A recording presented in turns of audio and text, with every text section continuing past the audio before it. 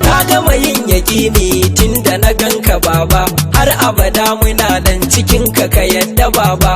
Kowa babu ne shi kai kowa ya raba, shewa Habibu ruhi yau duk kai ya raba. Shehu ka ɗaura ruhi ya tabbata kanka sarki, tare da ɗau kusanci gare mu ka ba mu sauki.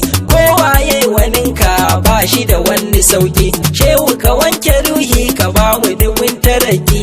Mukan rayuwar mu tana a gare ka sufi, mu kuma tabbatar ka hakan a gare mu yafi. Ba mu ba waninka shehu ka ɗauke zafi, inganci da girma mai ƙaunar ka yafi.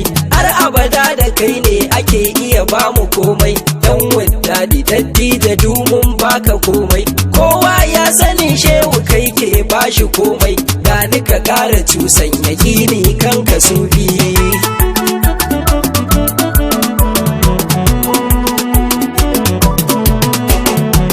Likitan rayuwa shewa Habibu sufi, ya likitan rayuwa shewa Habibu sufi.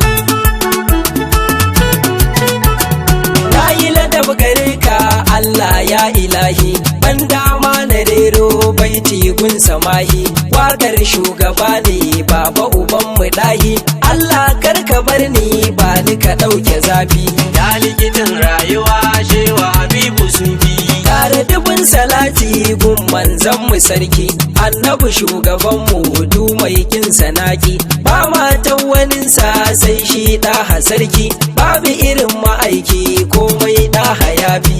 Ya likitan rayuwa shewa Habibu sufi. Fatima sayyadar mu ban ji kamar yake ba, duk girman waninki ke aka bai wa duba. Karshe ma hakika bawa ne a duba, kowa danki ne yau Fatima kin yi zurfi.